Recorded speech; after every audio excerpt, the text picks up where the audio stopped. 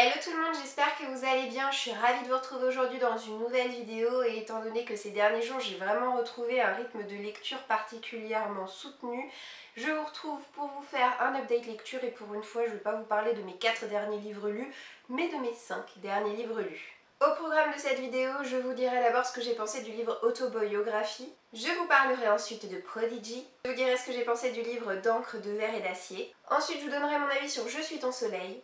Et je terminerai cette vidéo en vous parlant de mon dernier coup de cœur en date pour le livre Too Late. Le premier livre dont je vous parle aujourd'hui, c'est Autobiographie, écrit par le duo d'auteurs Christina Lauren, et je remercie la maison d'édition Hugo Roman pour l'envoi de ce livre qui m'a fait passer un agréable moment de lecture puisque je lui ai mis la note de 4 sur 5. Dans cette histoire, on va découvrir Tanner qui est bisexuel et sa sexualité n'a jamais posé aucun problème à sa famille, bien au contraire, sauf que lorsqu'ils vont déménager dans l'Utah, qui est un état particulièrement conservateur, et s'implanter dans une ville peuplée de mormons, sa famille va conseiller à Tanner de passer sous silence ses préférences sexuelles. Ça va pas poser plus de problèmes que ça à Tanner qui en est à sa dernière année de lycée. Il va notamment intégrer un cours d'écriture engrainé par sa meilleure amie qui est particulièrement motivée pour faire ce cours. Et Tanner va tomber amoureux de son tuteur qui est à la fois mormon mais également fils d'évêque. Alors ce que j'ai particulièrement apprécié dans ce récit, c'est qu'on n'est pas face à un énième récit sur l'homosexualité où le héros doit tout simplement faire son coming out auprès de ses proches. Là, la sexualité de Tanner est reconnue, simplement il ne l'a pas encore partagée auprès de ses plus proches amis. Ce qui m'a semblé en revanche original, c'est que le thème de la religion est étroitement mêlé à celui de la sexualité et du coup de l'homosexualité dans ce récit, puisque dans la religion mormon, les hommes ne peuvent que s'accoupler avec des femmes. Une relation sexuelle entre deux hommes ou deux femmes est absolument inconcevable pour eux et entraînerait immédiatement le rejet hors de la communauté d'un de ses membres si jamais il se découvrait des penchants homosexuels. C'est vrai que j'ai pas du tout l'habitude de lire des récits qui parlent de mormons, du coup ça m'a semblé assez curieux de découvrir cette petite communauté et par la même occasion cette religion dont finalement on parle peu dans les lectures que j'ai l'occasion de lire. C'est une histoire qui m'a plu parce que je l'ai trouvée touchante, je l'ai trouvée bien rythmée et puis elle véhicule surtout de beaux messages de tolérance et d'acceptation. C'est difficile pour Tanner d'être amoureux de quelqu'un qui ne s'accepte pas puisqu'il est tombé amoureux de Sébastien. Et on va dire que des deux personnages, c'est vraiment Sébastien, donc le fils de l'évêque, qui a su remporter, on va dire, ma préférence. Donc en résumé, c'est un 4 sur 5 pour ce livre bienveillant qui saura plaire, je pense, au plus grand nombre. Je sais pas si vous vous rappelez, mais en début d'année, je m'étais challengée de lire 10 livres de ma palle que j'appelais des reliques, tout simplement parce qu'ils étaient dans ma pile à lire à prendre la poussière depuis X temps. Et parmi ces livres, il y avait Prodigy, donc le second tome de la trilogie de Marie-Lu sorti aux éditions Le Livre de Poche. J'ai lu le premier tome en janvier 2015, je lui avais mis la note de 3 sur 5. C'était à une époque où je lisais beaucoup de dystopies parce que c'était très à la mode. À ce moment-là de lire des dystopies, il en sortait à toutes les sauces et le problème c'est que j'en avais un petit peu trop lu, donc j'avais du mal à en trouver une qui se démarque vraiment du lot. Ayant pas mal de temps pour lire au mois de juin, je me suis du coup penchée sur cette lecture qui m'a fait passer somme toute un tout aussi agréable moment qu'avec le premier tome puisque je lui ai mis la même note, soit un 3 sur 5. Pour rappel, au niveau du contexte de cette histoire, tous les jeunes du pays doivent passer un test et des bons résultats à ce test garantissent une carrière brillante dans le domaine politique ou militaire. Et June, qui est l'une des deux héroïnes de cette histoire, a réussi le test haut la main. Sa vie s'annonce assez tranquille avec une carrière prometteuse, si ce n'est que son frère aîné Métias s'est fait assassiner dans le premier tome et le coupable et le principal suspect ne serait autre que Day, le criminel le plus recherché du pays. Du coup June va partir à la recherche de Day dans le but de venger le meurtre de son grand frère. Alors le problème que j'ai eu avant de commencer ce second tome, c'est que je me rappelais quasiment pas de ce qui se passait dans le premier. J'ai horreur quand ça me fait ça. Avant vraiment de me plonger dans ce tome 2. J'ai ressorti le premier tome et je l'ai parcouru extrêmement en diagonale, mais ne serait-ce que pour voilà, me rappeler les éléments essentiels de l'histoire. Et une fois ça en tête, j'ai pu débuter ma lecture. Et je dois vous avouer que j'ai été quand même agréablement surprise parce que j'ai trouvé le style particulièrement fluide et l'histoire dynamique et immersive. Au programme, magouille, dissimulation, tromperie et complot, tandis qu'on suit nos deux héros, Day et June, de manière alternée comme ça avait déjà été le cas dans le premier tome. J'avoue avoir une préférence marquée pour June, donc la jeune fille, tout simplement parce que les passages qui la concernent la mettent un petit peu plus en valeur que Day. Elle semble plus réfléchie, plus responsable. Ce qui m'a un peu déçue avec le personnage de Day, c'est que pour un criminel particulièrement doué, particulièrement charismatique, j'ai trouvé qu'il se faisait un petit peu, je sais pas comment vous dire, endoctriner ou monter la tête un petit peu trop facilement par les autres. Donc en résumé, c'est une histoire qui se lit vite, qui se lit bien. Le twist final était particulièrement chouette. Maintenant, je peux pas mettre à ce livre plus de 3 sur 5 parce que ça reste une histoire somme toute assez banale, comme on en a déjà lu pas mal. Elle n'est pas suffisamment originale à mon goût pour que je puisse lui mettre une excellente note, en dépit du fait que j'ai passé quand même un agréable moment de lecture en compagnie de ce livre.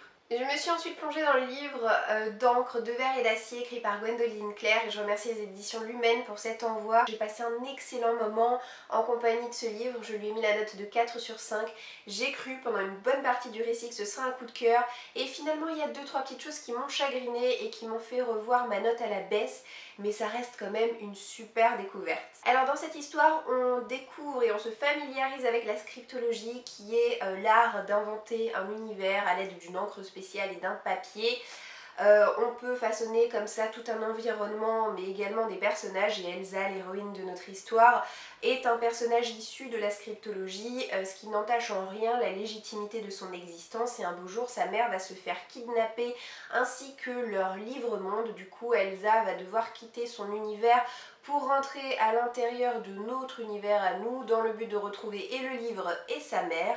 J'ai vu passer des avis assez mitigés par rapport à ce livre, de personnes qui ont trouvé qu'il y avait des longueurs, que le livre peinait à démarrer. Objectivement parlant, c'est vrai qu'au début il faut un peu s'accrocher puisque l'auteur nous permet de découvrir en quoi consiste la scriptologie et on a des dizaines de pages un petit peu descriptives où l'action ne débute pas encore vraiment. Personnellement, j'ai pas senti qu'il fallait que je m'accroche ou quoi que ce soit parce que la scriptologie pour moi c'est rien d'autre qu'une mise en abîme du travail d'écrivain et j'ai trouvé ça tellement passionnant que pour moi ces dizaines de pages m'ont semblé particulièrement digestes. De manière générale, j'ai adoré l'univers créé par l'auteur, j'ai adoré découvrir l'environnement dans lequel va évoluer Elsa qui va être amenée à habiter à l'intérieur d'une étrange bâtisse qui est en réalité un orphelinat, mais un orphelinat doté d'une intelligence propre.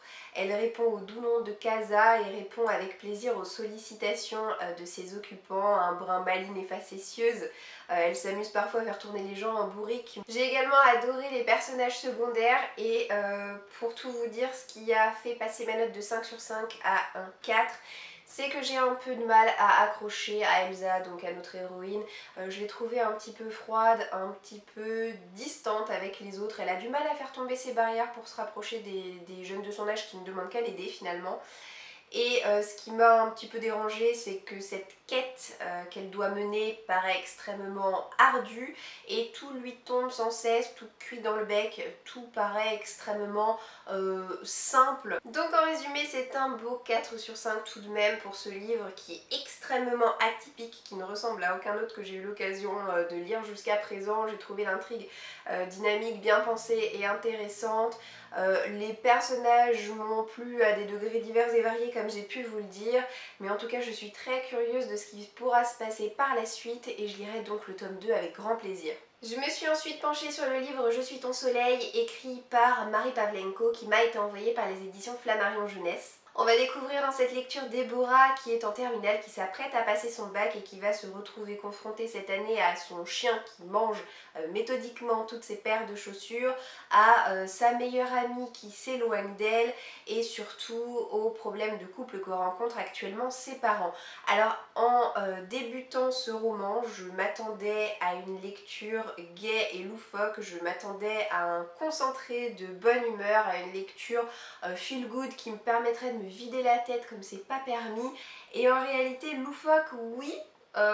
Cette lecture l'est par certains thèmes abordés et par la personnalité assez décapante de Déborah, mais en tout cas on peut pas vraiment dire que ce soit un roman feel good. Certes, le ton de cette histoire est humoristique et léger, mais le contenu de l'histoire ne l'est pas vraiment. J'ai trouvé que cette histoire était douce et amère à la fois. Déborah en est à une étape charnière de son existence, c'est plus une enfant, c'est quasiment une adulte qui va se retrouver confrontée à des problèmes d'adulte et surtout aux problèmes de ses parents qui sont assez graves, qui sont des problèmes que beaucoup d'adultes se retrouvent amenés un jour ou l'autre à être confrontés, mais qui vont prendre des proportions assez incroyables dans cette histoire. En ce qui concerne le personnage de Déborah, c'est facile de s'attacher à elle parce que Déborah c'est vraiment une adolescente type à laquelle on a dû toutes à un moment de notre existence ressembler. Il est donc très facile de s'identifier à elle. Elle est naturelle, dynamique et enjouée. Et elle est drôle, mais sans vouloir l'être en tout cas, elle l'est naturellement. J'ai suivi avec beaucoup d'attention et d'intérêt toutes ces interactions avec ses parents et en tout cas j'ai pris beaucoup de plaisir à découvrir cette jeune fille à travers son quotidien, que ce soit dans ses joies aussi bien que dans ses peines. Donc j'ai mis la note de 3 sur 5 à cette histoire. Je m'attendais à lire un livre drôle et léger, du coup j'ai un petit peu déchanté, mais en tout cas j'ai trouvé que Marie Pavlenko illustrait avec beaucoup de justesse les affres et tourments auxquels peuvent être confrontés chaque adolescent. Il y a une jolie palette d'émotions dans cette histoire et oui, j'ai quand même passé un bon moment de lecture en compagnie de ce livre. Et le dernier livre dont je vous parle aujourd'hui, c'est Too Late, écrit par Colleen Hoover, l'une de mes auteurs de romances contemporaines préférées, et je remercie évidemment les éditions Hugo Roman pour l'envoi de ce livre. Lorsque je l'ai eu en ma possession, je me suis un petit peu renseignée et j'ai découvert que Too Late avait été écrit par l'auteur via la plateforme d'écriture Wattpad. Du coup, j'ai un petit peu déchanté et je me suis un petit peu mise sur mes gardes parce que Wattpad, c'est franchement pas une plateforme à laquelle je raffole. Je suis relativement souvent déçue des livres que j'ai l'occasion de lire qui ont été édités après avoir été mis en ligne sur cette plateforme-là. D'autant que j'ai appris que Colleen Hoover ne destinait pas au préalable Too Late à la publication. Elle l'écrivait en parallèle d'un autre de ses romans. Lorsqu'elle n'arrivait plus à avancer sur son histoire, elle écrivait celui-ci. Et au final, il a rencontré un tel succès sur Wattpad qu'il a fini par être publié tel quel en l'état. Alors je me suis quand même lancée après avoir vu que c'est un roman qui a rencontré des avis assez tranchés. Il y en a qui ont adoré, il y en a d'autres qui ont été très déçus parce que c'est pas autant le monde des bisounours que d'habitude. On n'est pas dans des thématiques faciles, c'est un livre beaucoup plus sombre, beaucoup plus dur que ce qu'on a l'habitude de lire provenant de cet auteur qui n'est pas à mettre entre toutes les mains. Et en ce qui me concerne, c'est bien simple, j'ai eu un énorme coup de cœur pour cette lecture. Je m'y attendais pas, c'est un coup de cœur qui m'a pris par surprise, mais cette histoire m'a vraiment pris par les tripes. En ce qui concerne le résumé, on va découvrir Sloane qui est à la fac et qui sort avec Asa, le plus gros dealer de l'université. Elle l'a aimé à une époque, mais ce n'est plus le cas. Elle reste avec lui par intérêt puisqu'elle a besoin de lui financièrement pour entretenir son petit frère handicapé. Comme ce que je vous ai dit, c'est une histoire plus sombre que les précédentes et l'auteur ne nous épargne rien entre violence, intimidation, drogue, viol, j'en passe et des meilleurs. C'est vrai qu'au début il m'a fallu un petit moment d'acclimatation face au déchaînement d'événements qui vont s'abattre sur la pauvre Sloane. Pour ma part, Sloane, c'est un personnage qui m'a énormément émue, je l'ai trouvée très courageuse. Il y en a qui ont trouvé que ce n'était pas le cas, dans le sens où elle n'osait pas prendre la fuite. Personnellement, je pense que parfois, le véritable courage, ce n'est pas de prendre la fuite et donc de se montrer lâche, mais c'est d'accepter de rester dans une situation absolument intenable dans le but de protéger les gens qu'on aime. On a dans cette histoire 3 points de vue alternés, donc on a bien entendu le point de vue de Sloane, mais également le point de vue des deux hommes qui sont dans son entourage proche, donc Asa et Carter. Les points de vue d'Asa, c'est vraiment les points de vue que j'ai le plus aimé découvrir dans ce livre. Alors oui, c'est dérangeant parce qu'il n'est pas bien dans sa tête, il est clairement pas bien dans sa peau. Comme j'ai pu vous le dire, c'est un monstre, il joue les dictateurs, il joue de son influence et de son charisme, il adore avoir une petite cour de lèche-cul à ses pieds, il adore mener tout le monde à la baguette et faire vivre un enfer à son entourage. À chaque passage avec son point de vue sur lequel je suis tombée en lisant ce livre, et bah systématiquement mon sang s'est glacé dans mes veines, je me suis retrouvée en proie à un stress incroyable face à ce personnage qui fascine autant qu'il écœure et qu'il répugne. J'ai lu ce livre à une vitesse incroyable, j'ai eu un mal de chien à chaque fois à le reposer pour faire autre chose et dès que j'avais ne serait-ce qu'une seconde de libre, et ben je me précipitais pour l'ouvrir et grappiller 1, 2, voire 3 pages supplémentaires si j'en avais la possibilité, mais je n'ai eu de cesse que de le lire jusqu'à le terminer, tellement j'avais peur de ce qui pouvait se produire d'encore plus effroyable que ce que j'avais déjà lu en lisant ce livre. Donc pour toutes ces raisons et pour le bouleversement qu'il m'aura causé, Too Late est un formidable coup de cœur et cette histoire me trottera en tête pendant encore très longtemps. Et voilà, cette vidéo est désormais terminée, j'espère qu'elle vous aura plu. N'hésitez pas à me dire en commentaire si vous avez lu certains des livres dont j'ai pu vous parler, vous donner mon avis aujourd'hui, ce que vous en avez pensé aussi. J'ai suscité en vous l'envie d'en lire certains. Je vous souhaite en tout cas de passer une excellente journée et je vous dis à bientôt dans une prochaine vidéo. Ciao ciao!